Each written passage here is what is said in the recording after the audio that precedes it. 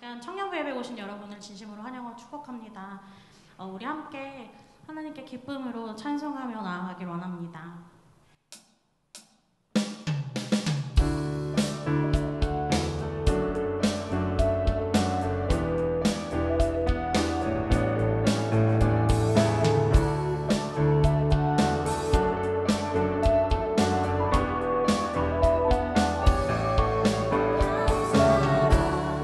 주님께 나가세 오는 날에 주이신 기쁨으로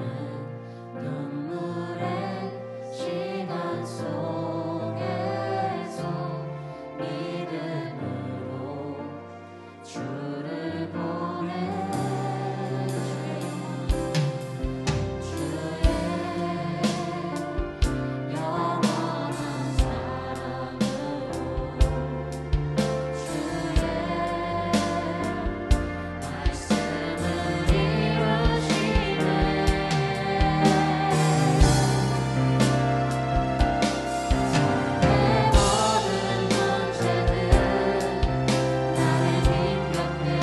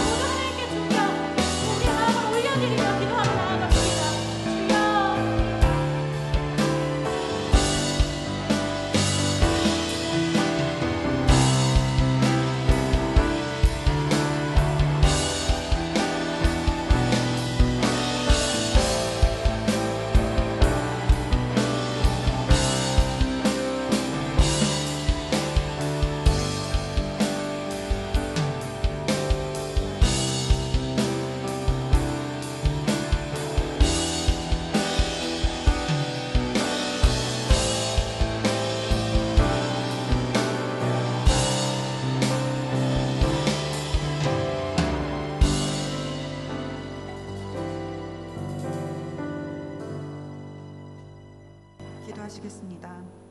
너희는 먼저 그의 나라와 그의 의를 구하라.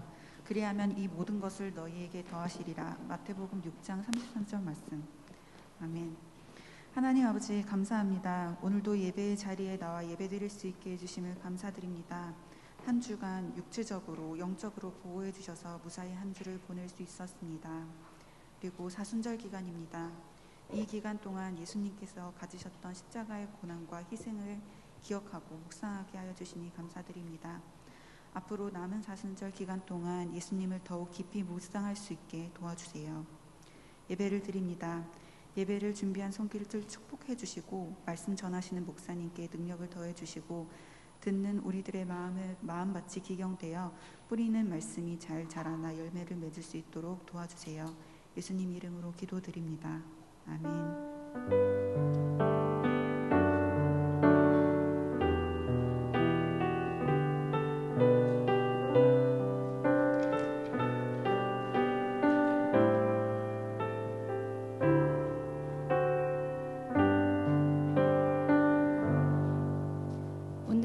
들으실 하나님의 말씀은 사도행전 13장 13절에서 16절까지 말씀입니다. 사도행전 13장 13절에서 16절입니다.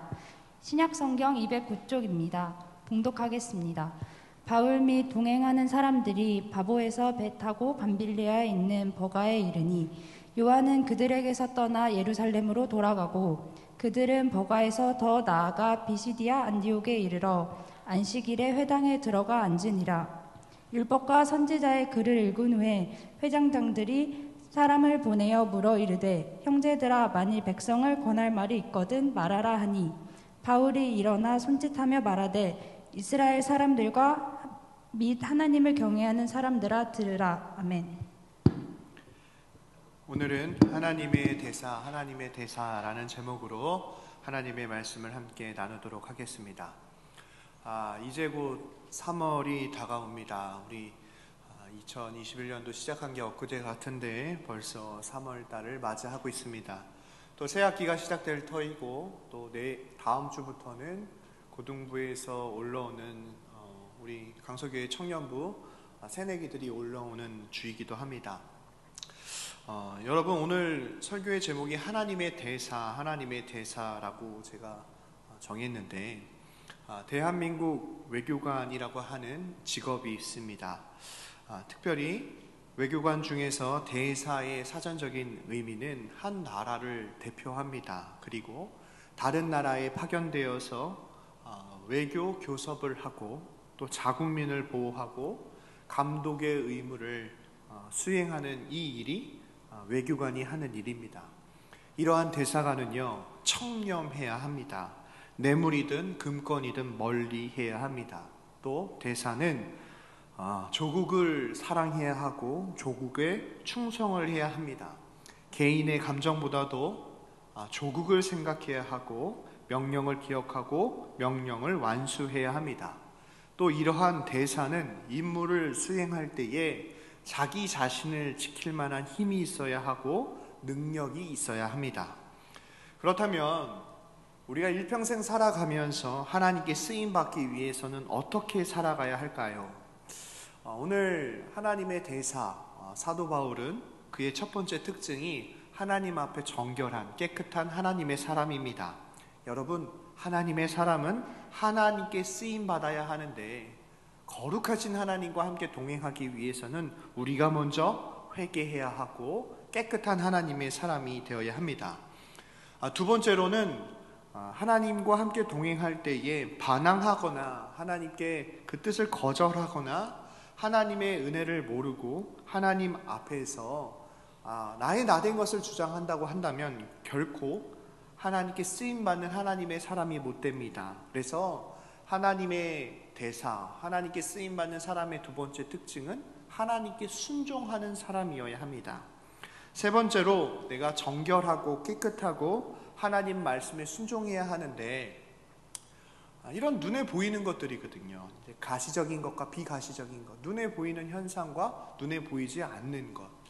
여러분 비밀과 신비의 차이를 알고 계십니까? 이 비밀이라고 하는 것은요 보물찾기를 할 때에 보물을 숨겨두고 그리고 그것을 찾아내는 사람이 그 보물을 가지게 되죠. 비밀이라고 하는 것은요, 우리가 다 알고 있는, 단지 내 눈에 발견되지 않는 것, 하지만 그것을 발견한 사람이 소유하게 되는 것, 이것을 비밀의 개념입니다. 신비는요, 이미 우리의 삶 가운데 다 주어졌어요. 그런데 우리가 그것을 깨닫지 못하는 것이죠. 우리가 믿음의 눈으로 세상 가운데 살면서도 하나님이 나와 동행하시고 하나님이 내 삶을 책임져 주시는 이 구원의 신비를 경험했어요.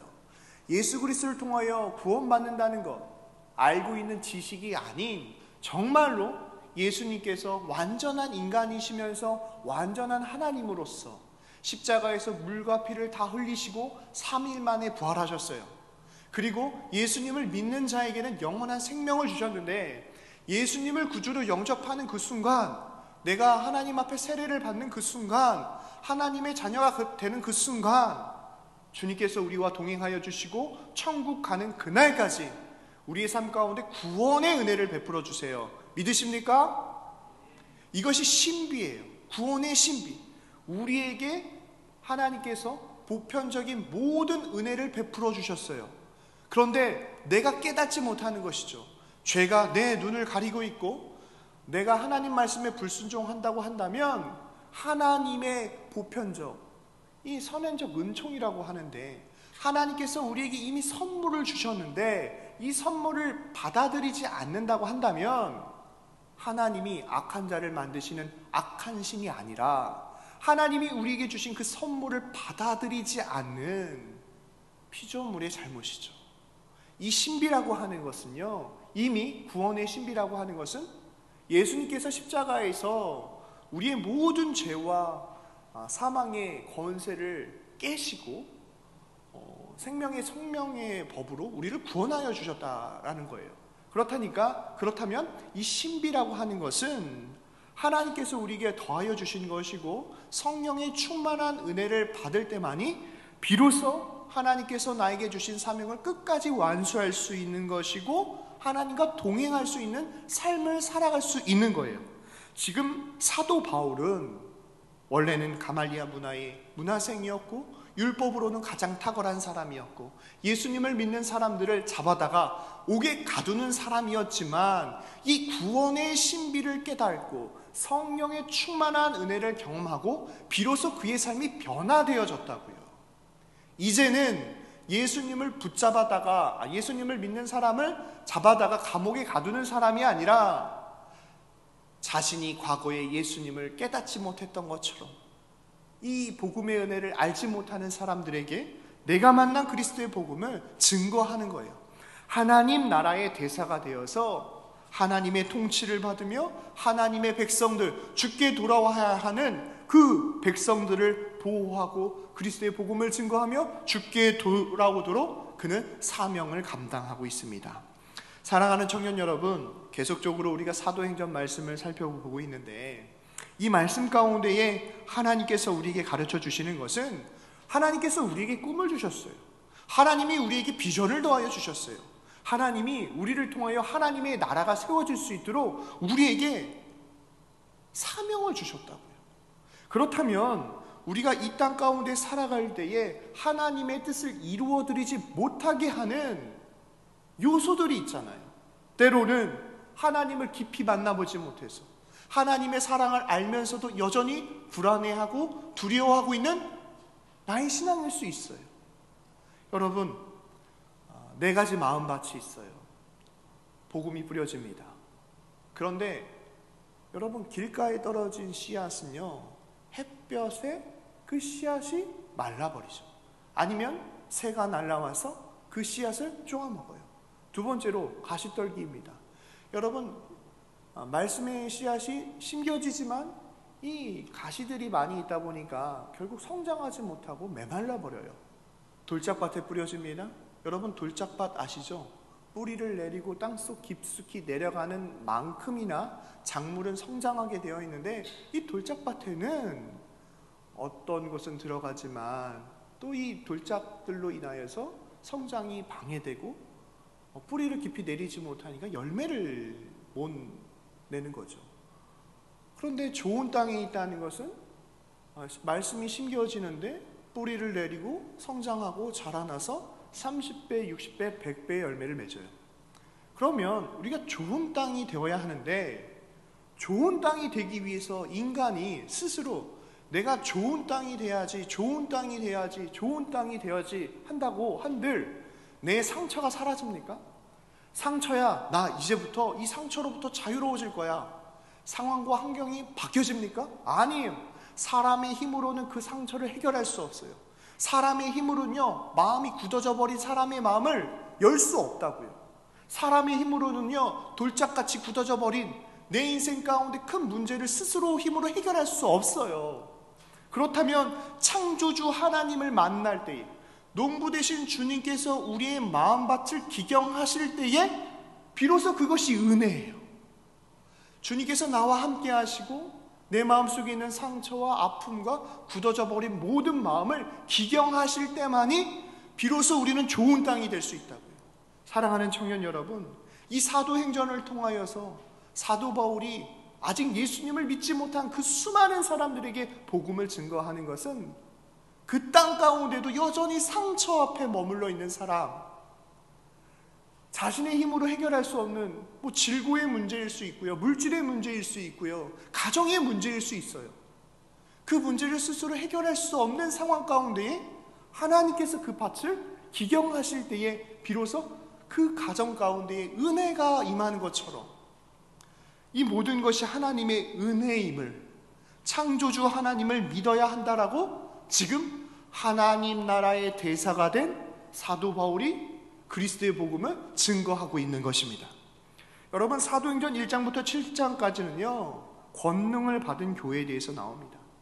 여러분, 이 사람들은 사실 수치심과 창피함과 예수님을 저주하고 거부했던 사람들이었는데, 성령이 임하니까, 성령의 불이 임하니까 비로소 권능을 받고, 나를 만나 주신 주님, 나에게 복음의 은혜를 더하여 주셨던 그 예수 그리스도의 보혈의 능력이 결국 가는 곳곳마다 그리스도의 복음을 증거하니까 수많은 사람들이 주께 돌아왔어요. 8장부터 12장까지는 이제 이 복음이 예루살렘 안에 갇혀 있는 것이 아니라 이방, 유대와 사마리아와 땅끝까지 이르러 그리스도의 복음이 전파되어지는 것이 기록되어 있어요. 그렇다면 오늘 13장 말씀부터는 이제 사도 바울이 그리스도의 복음을 로마까지 증거하기 위하여 나아가는 여정 속에 있습니다. 13절 말씀을 제가 읽을게요. 바울과 및 동행하는 사람들이 바보에서 배 타고 밤빌리아에 있는 버가에 이르니 요한은 그들에게서 떠나 예루살렘으로 돌아가고, 마가 요한을 이야기하는 것인데, 여러분, 그리스도의 복음을 증거하는 이 공동체 안에도 갈등이 일어났어요. 이제는 복음을 사도 바울 혼자 증거하는 것이 아니라 동행하는 사람들과 그리스도의 복음을 증거하는데, 이유가 어찌 됐든 요한이 다시 예루살렘으로 돌아갑니다. 예루살렘으로 돌아간다라고 하는 의미는 예루살렘 교회에 가서 복음을 증거하고 그들을 전도한다라고 하는 의미라기보다는 옛날, 그러니까 집으로 돌아갔다는 거예요. 여러분, 이러한 일들을 리더인 사도 바울이 이것들을 간직하고 그의 믿음의 발걸음을 내딛죠. 왜요? 하나님 나라의 사명을 갖고 있던 사도 바울. 여러분, 대사는요 청렴해야 돼요. 두 번째로 금권과 뇌물의 유혹을 이겨내야 돼요. 세 번째는 자국민을 사랑해야 되고, 자기 자신을 지키고 조국에 충성해야 되고, 그리고 그 백성들을 지킬 만한 힘이 있어야 돼요. 사도 바울, 그 팀 가운데 갈등이 일어났어요. 여러분, 사람도 늘 좋은 얘기만 들을 수 없잖아요. 힘든 얘기, 어려운 얘기 들을 때에 마음이 무너져 버려요. 그런데도 사도 바울은 하나님 나라의 대사로서 하나님 나라의 복음을 증거하기 위하여 아픔이 있고 힘듦이 있는 상황 속에서도 하나님의 사명을 기억하고 믿음의 발자국을 내딛습니다. 14절에 보면 그들은 버가에서 더 나아가 비시디아 안디옥에 이르게 됩니다. 그리고 그 비시디아 안디옥에서 안식일의 회당 가운데 있는 유대인들을 향하여 이제 사도 바울이 그리스도의 복음을 증거하기 시작합니다. 보세요. 사도 바울은 과거에 스데반을 교회를 박해했고 스데반이 순교하는 상황 가운데에 공범으로서 그 자리에 함께 있었던 사람이 사도 바울이에요. 자신의 편견과 견해를 깨는 성령의 인도하심 가운데에 그는 하나님 나라를 위하여, 십자가의 복음을 위하여 그는 하나님의 대사로서 이제 교회사 가운데에 가장 선두에 서는, 신약 가운데 베드로와 사도 바울이 가장 큰 영향력을 끼쳤는데 이제 베드로에 이어서 동시대 가운데 가장 영향력 있는 하나님의 종으로서, 하나님의 대사로서 그리스도의 복음을 증거하기 위하여 비시디아 안디옥에 이르게 됩니다. 도착하자마자 그가 그리스도의 복음을 증거하죠. 여러분, 사실 이 비시디아 안디옥은요, 이 바보라고 하는 그 지역 가운데에 한 해발 2km 정도 되죠. 그러니까 여러분, 고북으로 이루어져 있는 그 험산 중령이거든요. 제가 대관령에 자주 가는데 횡계가 500고지, 횡성이 500고지입니다. 그리고 그 횡성을 지나서 대관령 올라가는 그 길이 800고지고요. 제일 높은 고지가 1300고지예요. 그런데 여러분, 남산타워 맨 꼭대기가 278고지예요. 그러니까 여러분, 얼마나 높은 고지입니까? 그런데 이 비시디아 안디옥까지 해발 2km나 되는 그 고봉 위에서 차로 가는 거리로는 한 200km 정도 되는 거리입니다. 팀원이 깨졌어요. 다시 고향으로 돌아가는 그런 상황 속에서 하나님의 사명을 기억하고 그 험산 중령을 넘어서 지금 비시디아 안디옥에 이르게 되었어요. 그를 거기까지 인도할 수 있었던 것은 성령의 은혜가 있었기 때문입니다. 사도 바울, 지금 예수님의 길을 걷고 있습니다. 사도 바울, 예수님이 증거하셨던 그리스도의 복음을 증거하고 있습니다. 예측할 수 없는 상황이고 의견이 달라서 갈라지게 되었고 어떻게 보면 맥이 빠지고 점점 시간이 지나면 지침이 찾아올 수 있는 그런 상황 가운데에 비시디아 안디옥에 도착한 거예요. 이제 그곳에서 그리스도의 복음을 증거합니다. 그런데 그 비시디아 안디옥에 있는 사람들에게 복음을 증거할 때에 16절에 보면 이렇게 이야기하고 있습니다. 바울이 일어나 손짓하며 말하되 이스라엘 사람들과 및 하나님을 경외하는 사람들아. 아직 예수님을 모르는 거예요. 그런데 그들에게 예수 그리스도의 복음을 증거하려고 합니다. 그리고 그가 사도 바울이 선택한 본문이 뭐였냐면, 어떻게 보면 사도 바울의 첫 번째 설교라고 할 수 있는데 그가 선택한 것은 출애굽 사건이었어요. 17절에 보면 이 이스라엘 백성의 하나님이 우리 조상을 택하시고 애굽 땅에서 나그네 된 그 백성을 높여 큰 권능으로 인도하여 내사. 18절입니다. 광야에서 약 40년간 그들의 소행을 참으시고, 19절입니다. 가나안 땅 7족속을 멸하사 그 땅을 기업으로 주시기까지 450년간이라. 이 비시디아 안디옥에 있는 사람들은요, 구약을 잘 알고 있는 사람들이에요. 예수 그리스도의 복음을 증거할 때에 지금 사도 바울은요, 눈높이를 맞추고 있습니다. 그리고 그 복음을 듣는 사람들이 가장 잘 알고 있는 이야기를 꺼내며 그들에게 접근하고 있어요. 그들의 수준을 맞추고 있습니다. 그들에게 복음을 증거하고 있습니다.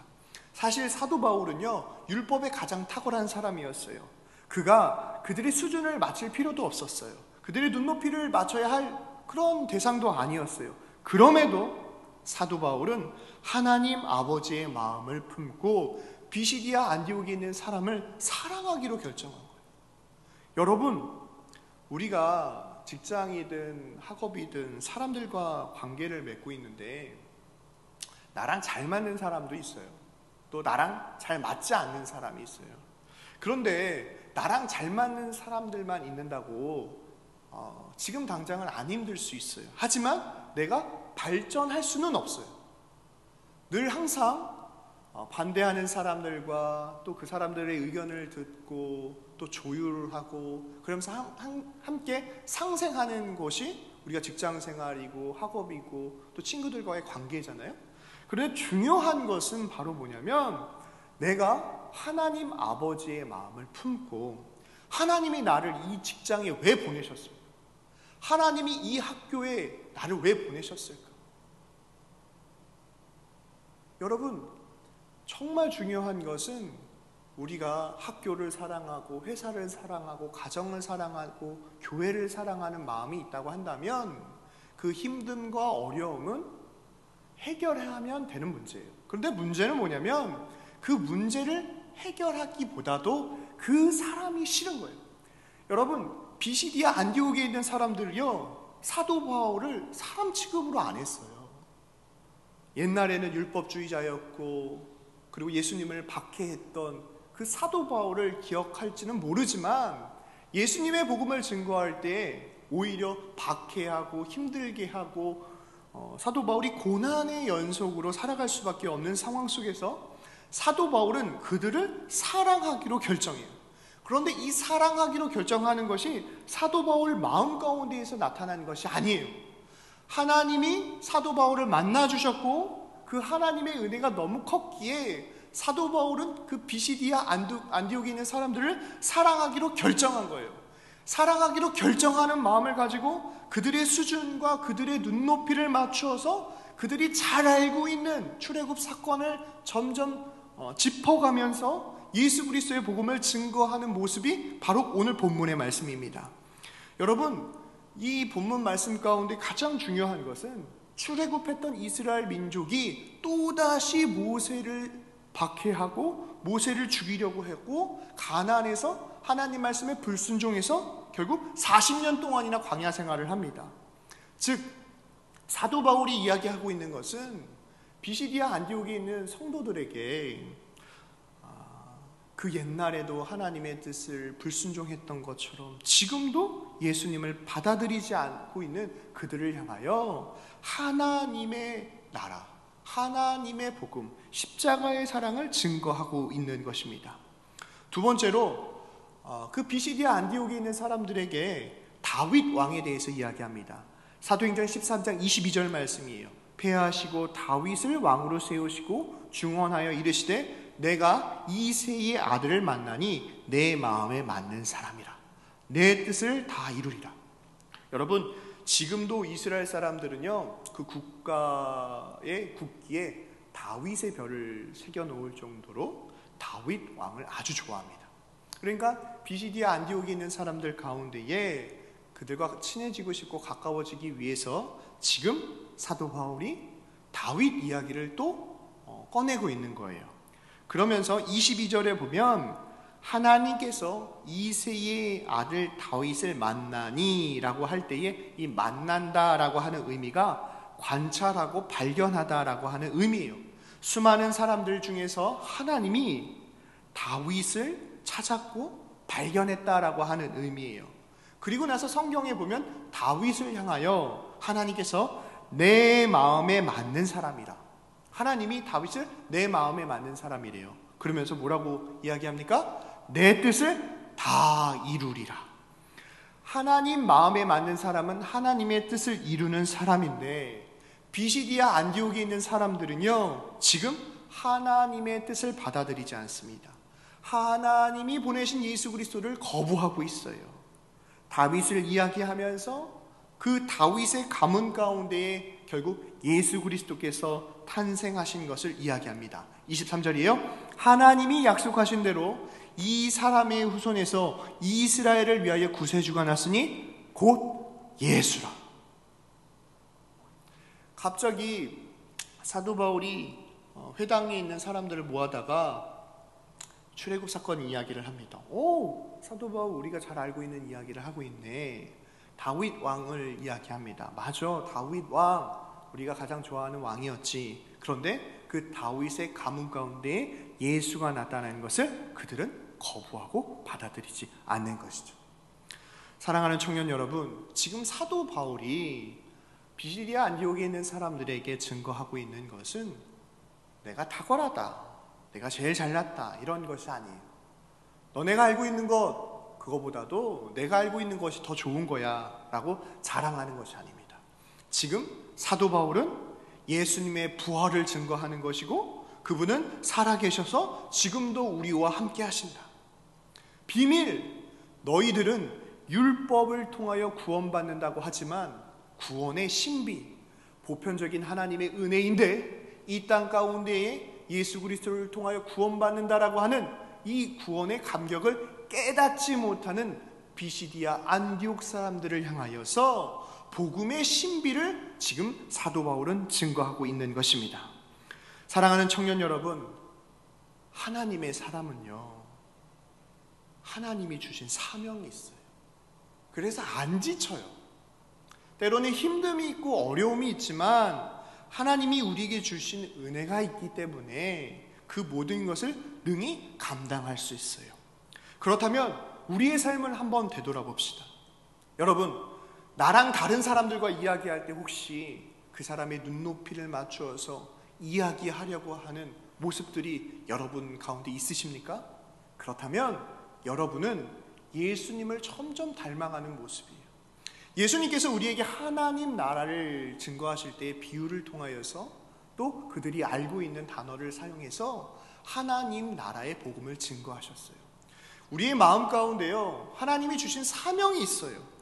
그리고 내 마음 가운데에 더 헌신하고 싶고 더 노력하고 싶고 때로는 밥 먹는 것보다 내가 잠자는 것보다 내가 돈을 버는 것보다 내 삶의 모든 것을 올인하고 싶을 정도로 나의 마음을 뜨겁게 하는 일들이 있어요. 그러한 일들 가운데에 하나님이 우리에게 사명을 주신 것이고 그 사명이 있을 때 비로소 상대방을 사랑할 수 있는 것이고 그 상대방의 눈높이에 맞춰서 그들에게 다가갈 수 있는 것이죠. 지금 하나님 나라의 대사 사도 바울은 하나님께서 주신 사명을 기억하며 비록 그 전도팀이 갈라지고 또 험산 중령을 건너야 했고 아직 예수 그리스도를 모르는 그 비시디아 안디옥 사람들에게 그들이 가장 잘 아는 어휘와 본문의 말씀을 가지고 그리스도의 복음을 증거할 수 있었던 것은 무엇보다도 하나님이 주신 비전이 있었고 하나님이 그에게 성령의 충만한 은혜를 주셨기 때문에 그 모든 사명을 감당할 수 있었던 것입니다. 여러분, 그림 하나 보여주시겠어요?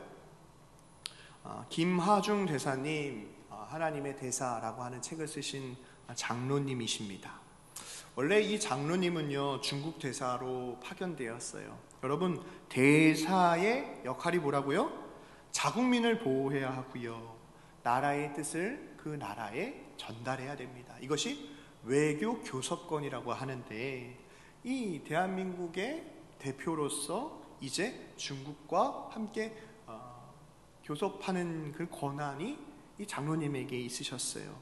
그런데 이 장로님이요, 나라를 사랑하고 또 나라에서 준 명령대로 그 모든 일을 수행하기 이전에 나는 하나님이 선교사로 이 중국 땅 가운데 보내신 나는 하나님의 대사다라고 하는 신앙의 고백이 있었어요.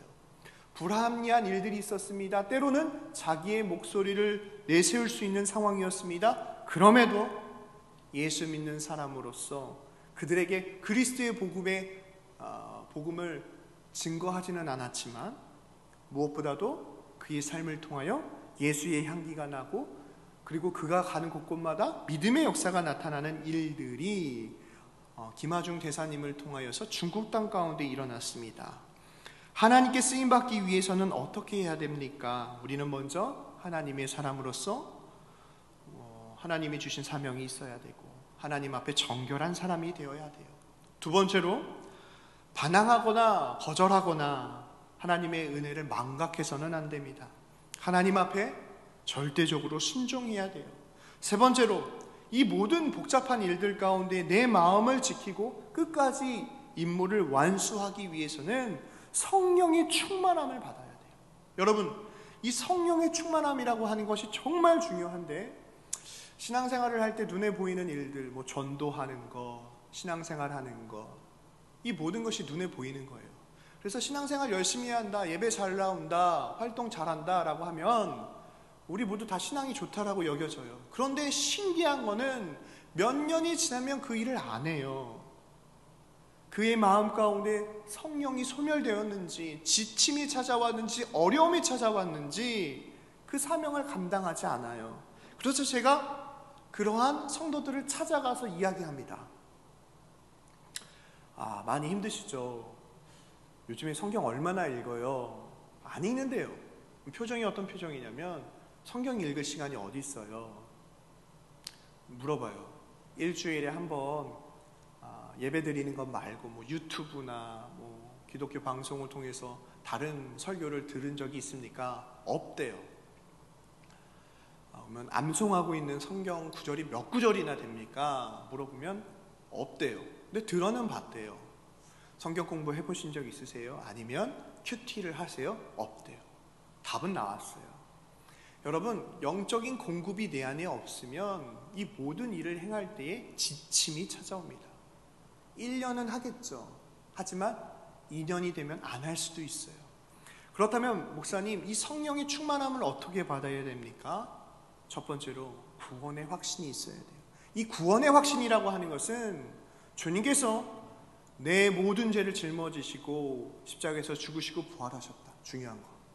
내가 그 그리스도와 함께 십자가에 못 박히는 거예요. 내가 그 그리스도와 함께 십자가에 못 박히지 않으면 골고다 언덕에서 자칭 다윗의 자손 예수라는 사람이 십자가에서 죽었다가 부활했대. 지식으로 끝나는 거예요. 지식으로 끝나는 것이 아니라 내 삶 가운데 구원의 열매, 하나님이 주신 그 은혜 가운데에 구원의 신비를 경험하기 위해서는 여러분, 우리도 함께 십자가에 못 박혀야 됩니다. 이때에 내가 죽는 것이고 내 안에 주님께서 사시는 것이죠. 이러한 하나님과의 형통한 은혜를 경험하게 될 때 두 번째로 체크해 봐야 될 것이 바로 말씀이에요. 하나님이 내 삶을 책임져 주시고 구원해 주셨는데 이 말씀을 통하여서 우리는 그 구원의 은혜를 확신하게 됩니다. 이 말씀의 확신 가운데에 성경의 근거를 가지고 하나님께 기도하기 시작하죠. 지침이 없습니다. 여러분, 기도는요, 내가 하고 싶은 기도를 하나님께 상달하는 기도도 있어요. 간청의 기도죠. 그런데 더 중요한 것은 말씀을 붙잡고 하나님께 기도해야 돼요. 그때에 하나님께서 나에게 주시는 폭포수와 같은 은혜가 있어요. 내가 기도하면 얼마나 할 수 있습니까? 그런데 말씀의 확신을 가지고 말씀을 근거로 기도할 때에 하나님께 더 오랫동안 기도할 수 있는 거예요. 기도는 하나님과 대화하는 거예요. 내가 하고 싶은 이야기를 다 하고 끝나는 것이 아니라 하나님의 음성을 듣는 거예요. 보세요. 상황과 형편이 힘듭니다. 하나님의 음성을 듣습니다. 하나님의 말씀대로 순종합니다. 내가 고민하고 힘들어했던 모든 복잡한 일들 가운데 하나님께서 하나씩 응답해 주시는 것이죠. 비시디아 안디옥 가운데 갈 때요, 사도 바울 너무나도 많이 힘들었습니다. 함께 있었던 사람이 떠나가고 험산 중령을 지나가는 그 일들 가운데 왜 지침이 없었겠어요? 그럼에도 성령의 충만한 은혜를 사모하며 그리스도의 복음을 증거할 때 비로소 비시디아 안디옥 가운데 그리스도를 믿는 하나님의 백성들이 점점 늘어나게 되는 것이죠. 이것이 바로 하나님이 원하시는 은혜입니다. 사랑하는 청년 여러분, 하나님을 우리의 구세주로, 우리를 창조하시고 우리를 기억하시고 사랑하시는 그 하나님 앞에 내 모든 삶을 맡겨드리는 청년부 되시길 바랍니다. 하나님은 우리 청년의 삶 가운데 비전을 더하여 주셨어요. 일평생 하나님의 말씀대로 살아갈 수 있는 은혜를 더하여 주셨더라고요. 그렇다면 하나님, 나에게 주신 이 사명 기억하고 하나님 나라의 대사로서 하나님, 내가 하나님을 더욱더 사랑하겠습니다. 하나님, 이 성령의 충만한 은혜를 더하여 주옵소서. 구원의 확신과 말씀의 확신, 하나님께 기도할 때 비로소 성령의 충만한 은혜가 임하는 거예요. 이 성령의 충만한 은혜가 임할 때에 다른 사람들에게는 보이지 않아요. 그런데 내가 시간을 하나님께 드리고 마음을 하나님께 드리고 물질을 하나님께 드리고 봉사하죠. 사람들이 볼 때는 똑같아 보여요. 하지만 그 마음 가운데 성령의 충만한 은혜가 있는 사람은 지치지 않는 거죠. 왜요? 하나님으로부터 공급받는 은혜가 있기 때문에. 무엇보다도 사도 바울은 하나님 나라의 대사로서 이 모든 사명을 감당합니다. 그리고 그는 포기하지 않고 로마 교회를 향하여, 로마 땅을 향하여 믿음의 발자국을 내딛습니다. 사실 이 사도행전 뒷부분에 보면은 사도 바울이 이제 로마를 향하여 나아갈 때에 수많은 사람들이 말려요. 가지 말라고, 가지 말라고. 거기 가면 죽는다고. 그럼에도 사도 바울은 하나님의 부르심 앞에, 하나님 앞에 충성하고 하나님이 주신 은혜가 있기에 그의 삶의 모든 것을 주님께 맡겨드릴 때에 비로소 그 복음의 은혜가 우리의 삶 가운데 열매 맺던 것처럼, 사랑하는 청년 여러분, 하나님은 우리의 삶 가운데 지금도 하나님의 사람을 찾으십니다. 그리고 그 하나님의 사람들을 통하여 하나님의 나라를 세워 가시고자 합니다. 우리 사랑하는 청년 여러분, 우리의 삶 가운데에 성령의 충만한 은혜를 받고 하나님이 나에게 주신 사명을 끝까지 완수함으로 하나님께 영광 돌리는 믿음의 청년부가 되길 바랍니다. 기도하겠습니다. 사랑과 은혜가 풍성하신 하나님 아버지, 은혜와 사랑을 감사합니다. 하나님, 세상 사람들도 청렴하고 내 나라 내 민족을 사랑하고 무엇보다도 그 나라와 민족을 위하여 자신의 삶을 희생하는데, 오늘 사도 바울의 말씀을 통하여서 자신의 삶을 주님께 드리고 헌신할 수 있는 열정을 보게 되었습니다. 우리 사랑하는 청년들에게 하나님 꿈과 비전과 사명과 성령의 충만한 은혜를 더하여 주셔서 하나님, 이 시대가 어렵고 힘들지라도, 관계의 힘듦과 상황의 힘듦이 있을지라도 저들의 발걸음을 주님께서 인도하여 주셔서 하나님의 영광을 드러내는 하나님의 귀한 자녀들이 되어줄 수 있도록 은혜를 베풀어 주옵소서. 주님께서 우리 가운데 함께해 주심을 감사드리며 사랑이 많으신 예수님의 이름으로 간절히 기도하옵나이다. 아멘.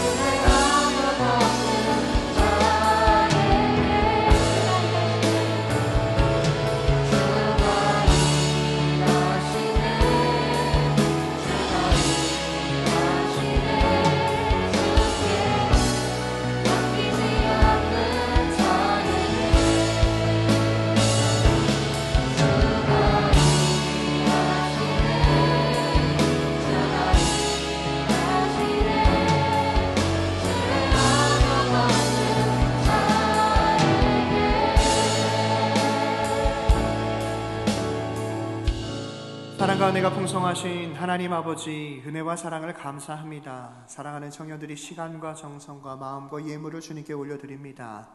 이 예물이 쓰여지는 곳곳마다 하나님의 영광이 드러나게 하시고, 특별히 하나님 인도네시아 모로모의 엘샤다이 선결교회, 또 조병철 박미선 선교사님, 이스라엘의 김정환 소연이 선교사님, 미얀마의 강건한 박사라 선교사님, 우간다의 김은기 임경수 선교사님, 하나님, 우리 사랑하는 청년들이 열방과 선교사님들을 위하여 기도하고 또 예물을 올려드리오니 하나님, 우리 사랑하는 청년들의 기도 가운데 응답하여 주셔서 하나님의 나라가 확장되어질 수 있도록 우리 기도 가운데 함께하여 주옵소서. 특별히 상황과 형편으로 함께하지 못한 청년들이 있습니다. 해외에 나가 공부하고 있는 청년들, 국방의 의무를 감당하고 있는 청년들, 하나님, 우리가 함께 모여 하나님을 찬양하고 예배하는 날이 속히 오도록 은혜를 베풀어 주옵소서. 무엇보다도 하나님, 코로나19로 인하여 모든 것이 복잡하고 막막하고 두려운 상황들 속에서 하나님, 이 시대에 예수 믿는 청년으로 우리 사랑하는 강서교회 공동체를 세워주시고 지켜주심을 감사합니다. 저들에게 성령의 충만한 은혜를 더하여 주셔서 모든 어려움과 힘든 속에서도 소망의 하나님을 바라보고 믿음으로 승리할 수 있도록 은혜를 베풀어 주옵소서. 선한 목자 되신 주님만을 의지하며 나아가는 저들의 삶 가운데에 하나님, 푸른 초장으로 쉴만한 물가로 인도하여 주셔서 저들의 삶 가운데 일평생 오직 주님만 의지하며 영광 돌리는 믿음의 청년들이 되어줄 수 있도록 복 주옵소서. 특별히 하나님, 이 시간 기도하는 것은 공부하는 청년들을 위하여 기도합니다. 하나님이 허락하신 지혜로 이 땅의 지식을 배울 때마다 하나님을 사랑하고 이웃을 사랑하며 하나님의 영광을 위하여 공부하게 하셔서 세상 가운데 나가 빛과 소금의 역할을 감당하는 하나님의 거룩한 자녀들로 축복하여 주옵소서. 세상 사람 만나기 전에 하나님 먼저 만나게 하시고 사람에게 부탁하기 전에 하나님께 먼저 기도하게 하시며 성실하게 실천하여 끝까지 잘되는 복된 청년들이 되어줄 수 있도록 은혜를 베풀어 주옵소서. 주님께서 우리 가운데 함께하여 주심을 감사드리며 사랑이 많으신 예수님의 이름으로 간절히 기도하옵나이다. 아멘.